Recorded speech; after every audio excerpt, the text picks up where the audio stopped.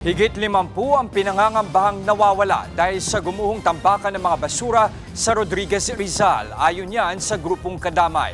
At live mula sa Rizal, nasa frontline ng balitang yan, si Mobile Journal Bea de Guzman. Bea, anong update sa search and rescue operations dyan?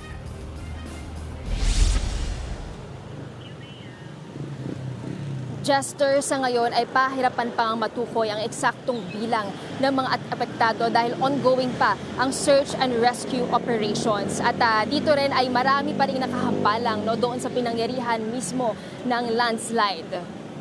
Bandang alas 2 ng hapon noong Biyernes nang mangyari ang landslide sa landfill sa Sitio 1B Harangan ng Barangay San Isidro. Pinaniniwala ang halos 100 presidente ang apektado nito.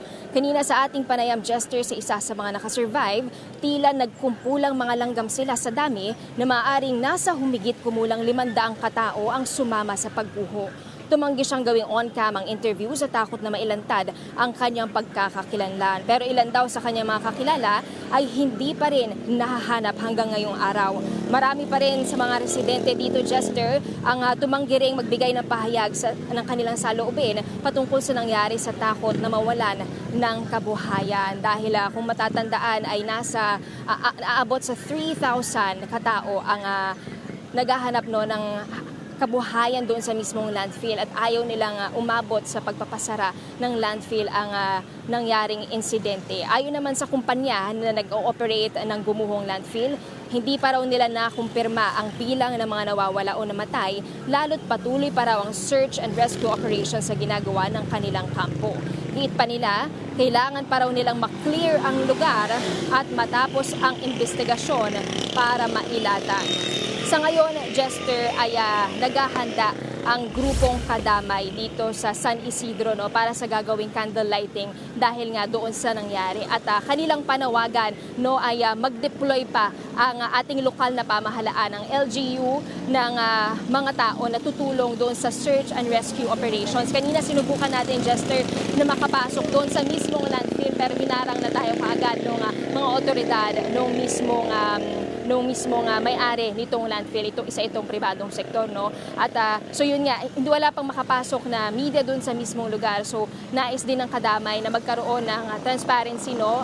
Mapapasok yung iba pang mga tao para mas mapibilis din ang kumpirmasyon kung ilan nga ba talaga ang apektado. At panawagan din ng Kadamay na kung sakaling magkaroon na ng kumpirmasyon kung sino ang mga apektado at ilan at kung meron ng mga nasawi dito, no? At ilan ito ay kailangan mabigyan sila ng sapat na kompensasyon at hustisya mula sa nangyari. Yan muna ang update. Balik sa iyo, Jester. Bea, linawin lang natin, nagkaroon na ba ng paliwanag o di kaya impormasyon sa posibleng sanhi nitong pagguho ng landfill dyan sa Rodriguez, Rizal? Kanina, Jester, mula sa mga residente mismo, sinasabi nila na nagkaroon ng equipment malfunction. No? May isang bulldozer na nasira at nag-cause para matumba yung mga basura. So yan din, humingi tayo ng statement mula doon sa attorney, legal counsel, no, ng kumpanya. At sinabi nga nila na isa sa mga posibleng dahilan nga ay yung technical malfunction, isang bulldozer na nagkaroon ng problema. At yan ay patuloy pa nating iimbestigahan kapag maaari na po tayo mag-imbestiga doon mismo sa loob ng landfill. So ngayon, Bea, closed off ba yung area? Kasi base na rin sa report mo, may mga residenteng nakatira doon malapit sa landfill. So ngayon ba, hindi na sila pinapayagang makalapit doon sa site? Doon mismo, Jester, sa landfill, no, sa site ay wala raw mga taong nakatira, pero may mga malapit doon, no. Pero yun kasi ay enclosed na area yung landfill. So hindi natin masasabi na doon sa mismong loob ay may mga nakatira mismo. Pero dito sa malapit, no, na mga sitio, dito natin nahahanap kanina yung mga survivors doon sa kanilang mga mismong tirahan. Nag-uulat mula sa Rizal, maraming salamat, Bea de Guzman.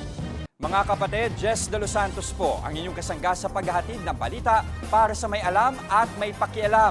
Para sa tuloy-tuloy na makabuluhang balitaan, mag-follow at mag-subscribe na sa social media pages ng News 5.